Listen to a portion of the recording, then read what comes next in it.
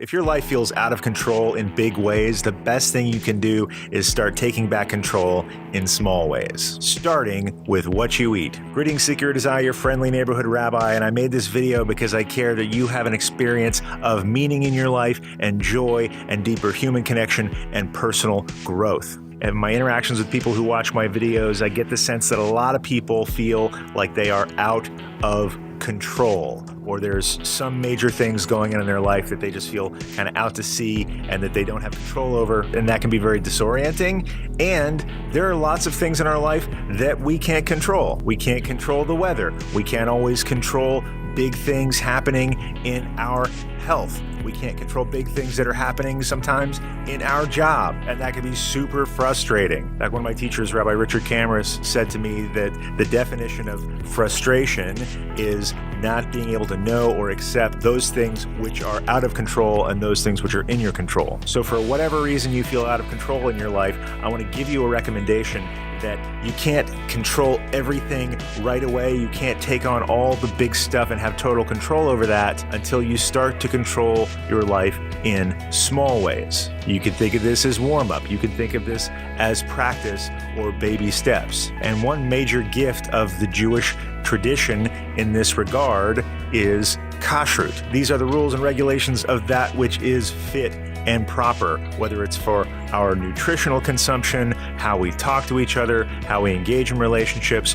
Today I'm specifically going to talk about how we eat. There are all sorts of rules that we get from the Bible that says, don't eat pigs, don't eat owls, and it lists like 40 different kinds of owls. Don't cook meat in milk. And a lot of these things seem kind of random and punctilious and maybe just designed to either keep people apart or keep people on their toes, but it doesn't seem to have any actual cash value in the world. Many Jews and others have dismissed these laws as based on ancient taboos that no longer apply, or the fact that we didn't have refrigerators and that pork was dangerous, but now it's not. To that I would say you've never tried to eat a whole pack of bacon by yourself. I didn't always keep kosher. There, I said it. And you might be right. You might say, look, if I'm not going to die from eating pork, why have a rule about eating pork? My favorite answer to that question comes from a teacher named Rabbi Kushner, who talks about the value of the dietary laws even when they don't seem rational in the modern world. The way he puts it is,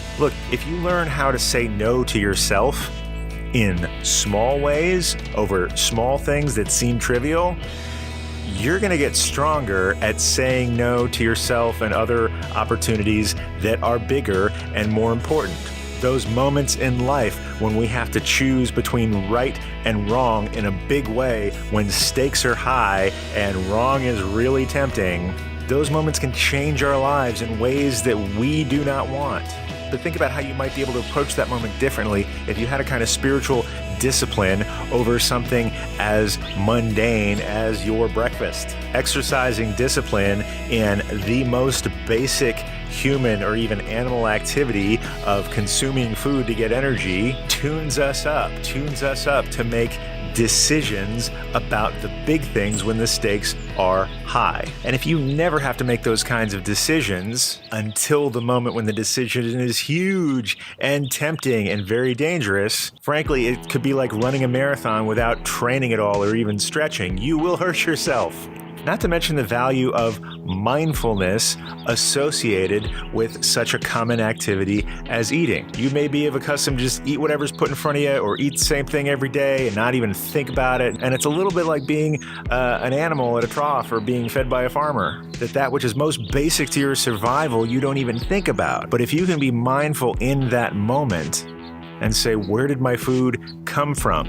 How was this animal prepared for my consumption? Was somebody careful about preparing it, or was I careful about preparing it? When you are more mindful of what you are eating, you appreciate it more. Sometimes you eat less when you think more about what you're eating. I think most of us can afford to do that. But most important for me is the lesson of Rabbi Kushner that by exercising discipline every day over something seemingly small and mundane, I feel better prepared to make the big decisions in my life that have a big impact. And this practice is part of what I call the gift of distinction, those areas of Jewish wisdom and practice which teach us to distinguish between what is right and what is wrong, what is fit and what is unfit, what's good for us and what's bad for us, so that we can constantly have that in the front of our minds and even make a habit of it to the point that we don't have to think about it so much. We just automatically act the right way so that we can automatically feel the right way. That's it for this video, Seeker. I really appreciate doing this learning with you. I really appreciate the opportunity to bring you things from my tradition that have the power to add meaning and joy and greater relationships and greater personal growth to your life. If you got anything out of it at all, please make sure to mash my face, by which I mean the picture of my face, so that you can make sure you're subscribed to this channel and we can continue learning together. I'd also recommend checking out some other videos on this channel, as well as clicking the link to a download that I prepared for you that could help you on this path of distinction and on this path to a life of greater meaning and joy. Until next time, Seeker, peace.